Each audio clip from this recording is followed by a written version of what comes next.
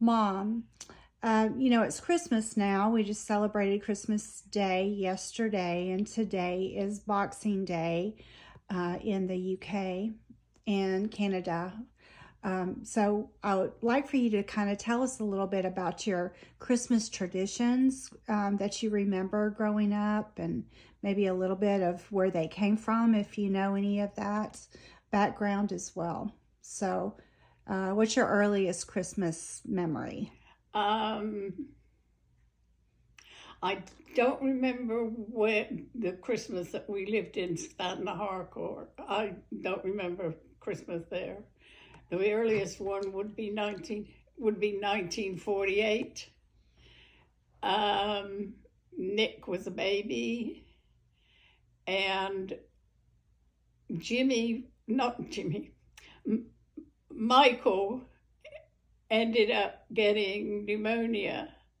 So we ended up going down to stay with my grandmother Busby, my mother's mother, for Christmas, and my Scottish cousins, my Aunt Joan, my mother's sister, were there with her kids. So it was a full house, and so with my mother's other sister, Amy, and her children, and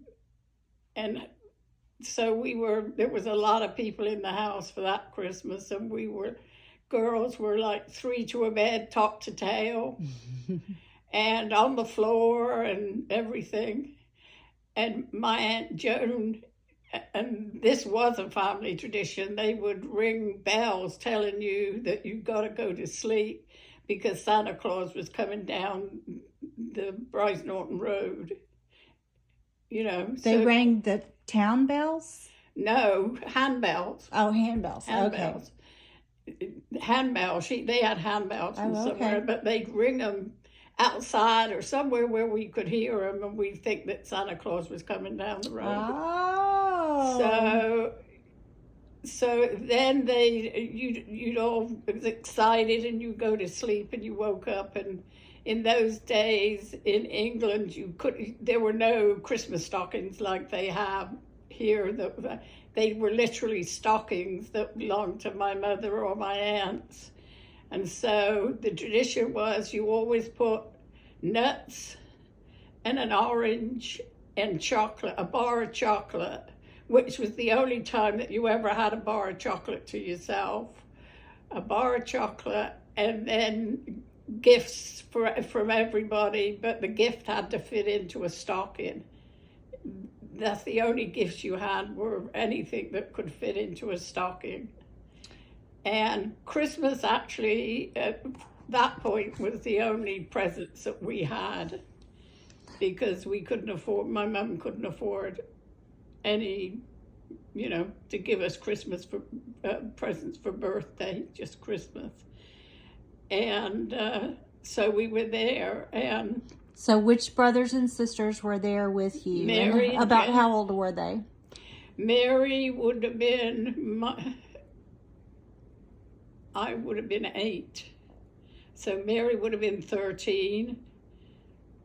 And my cousin Jill was just a little bit older than Mary, and she would have been 13 or 14. And then her sister Judy was, in the middle of them, a little bit older than Jenny, but not as old as Mary. And then Christine was my age. She was 3 months older than me. She was born in August, and I was born in October. And so we were So how old were you then? Mary was 30. I was 8. 8 years old. That's right. You did say that. Yeah. Okay. Interesting. So, what did you do? You said that Michael had pneumonia then. Yeah. How old was Michael when Michael would have been 6. And Michael's your brother? Yes. And he would have been 6, and he ended up with pneumonia, and he ended up in hospital. Okay. On antibiotics. Okay. So that was yes, definitely a disruption in your family's Christmas. So what did you guys do when you were, together? Did you sing songs? Did you bake anything? First of all, we had Christmas dinner. They had Christmas dinner, and then tell us what was on the Christmas dinner was either goose or chicken. We didn't have turkey, and roast beef and probably ham, and because each family probably bought a meat. Like my Aunt Amy, she lived up in Headington in Oxfordshire, and it was just outside Oxford City, and so she bought a chicken. So I think my mum, I can't remember, I think my mum probably bought a ham or something. So that everyone brought what they were able to contribute? Yeah. Okay. So what kind of... Food was still on ration from the war. So, okay. Yeah. So they bought what they could. Okay. What kind of other... and then sides and you had things? Brussels sprouts and parsnips and roast potatoes and Yorkshire pudding and then for dessert you had trifle and not Christmas cake. You had trifle and Christmas pudding, which they poured brandy over it and lit it so it came Yummy. In. It was a fire, it was, yeah. Sounds delicious. And also on our Christmas trees, we had Gran had a Christmas tree and it had candles on it. Christmas trees at that point didn't have lights, they had candles and they clipped. They were like little, they clipped onto the tree and you lit them and you had to be very careful not to, because it was a real tree, there were no artificial trees. And so you had to be careful on not setting the tree alight. They weren't, they just did it for special occasions and special minute or so and then blew them out, I think. Especially with children around. Yeah, that would be tremendously and then, dangerous. In our stockings we got crayon books and crayons, and whatever they could get that in England at that point, and probably little soldiers and stuff for my brothers and cap guns. I know at one point Michael and them had cap guns, but I can't remember which Christmas it was. So what was your favorite Christmas present that you've received? One of my aunts, I don't know why I wanted a black doll, but I wanted a black doll when I was that age, and one of my aunts had given it to me. Give me one, and I left it. I had it for years, and then my mum did try very hard. Money was tight, but she tried very hard to get us each a good present, and if you had a doll, she would sit and knit doll clothes for it. Yes, she was wonderful at and she did that right down to her great-grandchildren, or her grandchildren at least. And, she could also smock, so she used to sometimes smock a dress or something. She had a lot of children to to be able try to do something special for. Well, she did a lot of it at night. She stayed up after we went to bed and used to do some of the stuff. Oh, yeah. Yeah, and in England at that point, you could see the tree, but the tree wasn't decorated until after we'd gone to bed. And they decorated it after we went to bed, like Santa Claus had done it, and then put the packages underneath the tree. So if we had packages, which was very rare. Yeah. Because normally the only things we had were the ones in our stockings. But it was exciting because it was the only time we ever had gifts. If we wanted doll toys or something, we made them. my mum couldn't keep pins because we used to get conkers. If you live in England, conkers are horse chestnuts. And we used to put them together and make chairs and settees and beds and stuff. Just stick the pins in there and put them in there.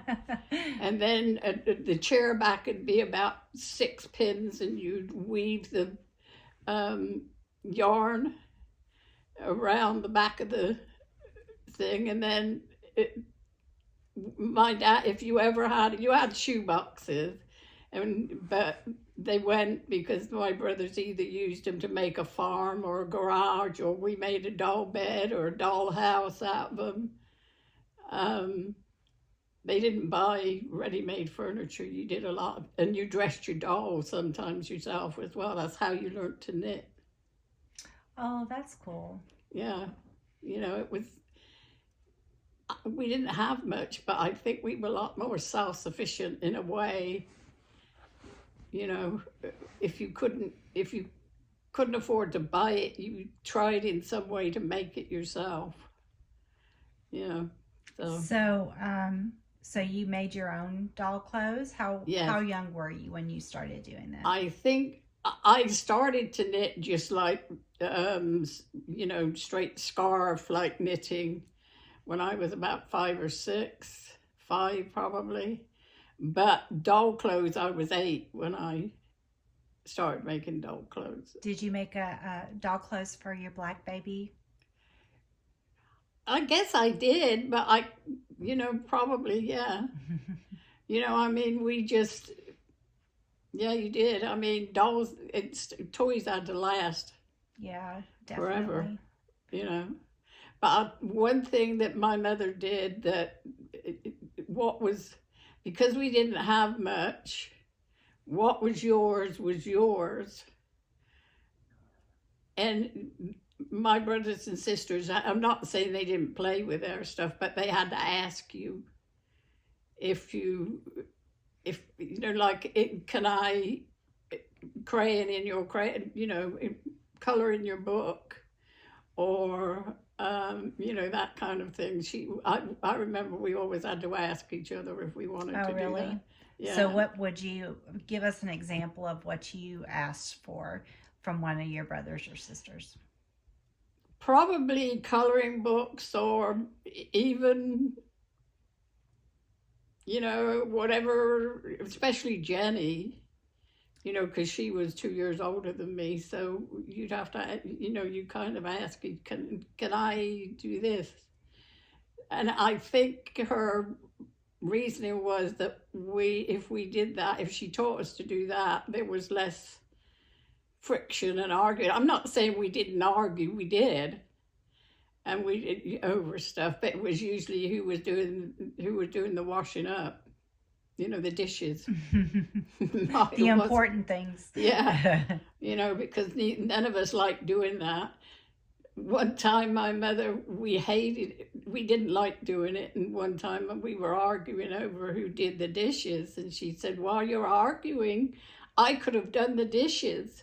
And so she went and did the dishes, and we thought, oh, good, now we'll be able to go out and play. She sent us all up to bed.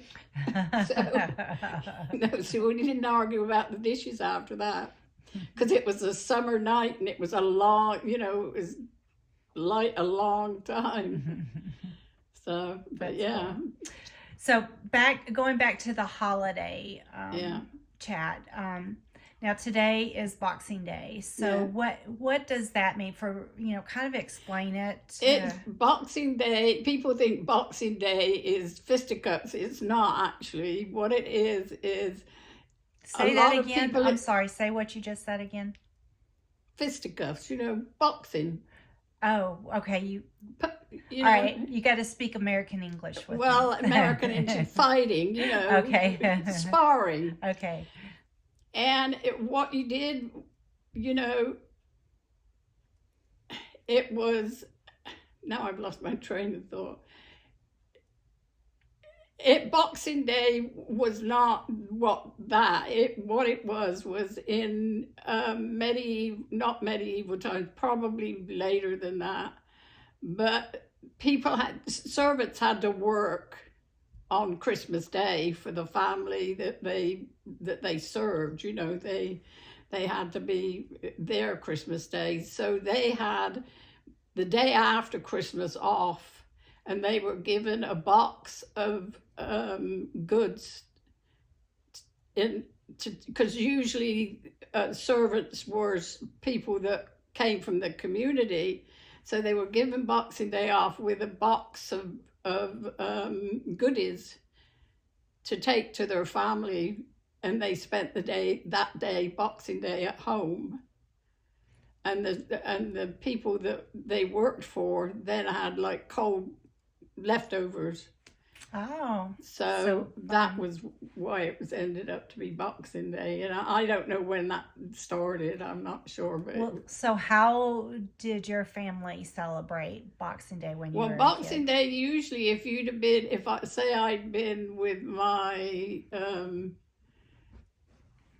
gran and her, my gran is, then probably Boxing Day you'd go somewhere else to somebody else's house. Maybe my grandmother, Howse. Yeah. Because she had us in twice a year. And once in the summer and once at Christmas. They came to see us, but they didn't have us at her house. She used to say it was because there were so many of us. But my Aunt Miriam, my dad's eldest sister, Auntie Mim, had 5 girls. So there was only one more than we had. And then she'd say to us, my brothers, because it was the war years and my mum and my dad didn't have a job that paid a lot of money. Of course, you couldn't afford a lot of cakes and stuff like that. They were for Sundays or something like that. You didn't have one. But when we went in there, of course, she had a table full of cakes and scones and bread and jam and all this kind of stuff. So my brothers would go, and eat like boys do at that Hog age. wild, as Hog we wild. say. And she said to my mother, I can remember it now. We were sitting there. She said, "My word, Doreen, your boys do eat, don't they?" Well, yeah, because they've never seen anything That's awesome. like that, And this was your grandmother Howse? Yeah, my dad's mother. Oh, so although that she only saw you at her home a couple of times a year, when you were there, she really did it up nicely, it sounds like. Well, yeah, she did, yeah, but it was, she didn't treat us the same, let's put it that way, as she did her Aunt Miriam's children, or my Uncle John's, my dad's oldest brother, John. He had 2 children, Pamela, and what was Philip, the oldest one was. And, yeah, but, Well, it is what it is. Well, thanks for sharing some memories about your experience with Christmas growing up. Well, that's my early Christmases. My later Christmases were better than that. Well, do you want to share a little bit of what you were talking about with that? My mother, once we got older, my mom worked so hard Christmas Eve, and it was her birthday. And she worked harder than she worked hard anyway, but she also worked harder that day. And because, she had to get stuff ready to go in the oven for... And it was her birthday. And then she wrapped presents sometimes, and all that kind of thing. That's how I learned to wrap presents. I used to do it for her. And she worked hard, and she, people just used to say to her on her birthday, well, I put you a little bit extra. And in your, on your gift, so that's for your birthday too. So she never got, half the time, she didn't get birthday presents. until her children grew up, and we all used to make sure that she had a birthday present on her birthday. From the time we first went to work, we bought her a separate birthday present and a separate Christmas present, because I can see the hurt in her face.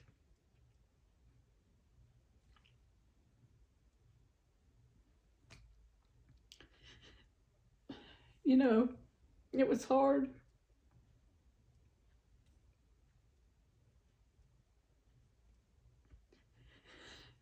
She was a wonderful mother.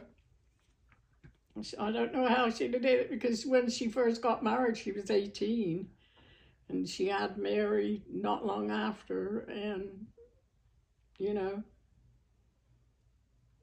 in fact, they used to think that Mary was her sister. She had to take Mary to hospital, and they thought Mary was her sister and not her child. And Yeah. when they said, your mother sent you up to here with your sister. Where is she? And my mum said, no, she's my daughter. No, she couldn't be. You're too young, because my mum looked like she was about 14. And she actually, when she was 18, you know, she always looked younger than she was. And we went to the coast once on a bus trip, you know, we used to go day trip on the thing. And she got on a bus, and the guy thought that you could get cheap fares up until you were 14. And he thought she was 14. And so even though Mary was 12 or something at the time this happened, he thought she looked like she wasn't old enough. Wow. And he didn't even know. We were laughing so hard because we didn't tell him that it was our mother. Mm-hmm. And he thought that we were all girls together. That's cool. Yeah, she really was a mum in a million. Yep. Beautiful lady. Yeah, she was. With Spirited. a wonderful sense of humor. Mm-hmm. I think that if she hadn't had that sense of humor, it would have been hard, but she did. She used to, sometimes when things went wrong, instead of crying, she'd laugh. She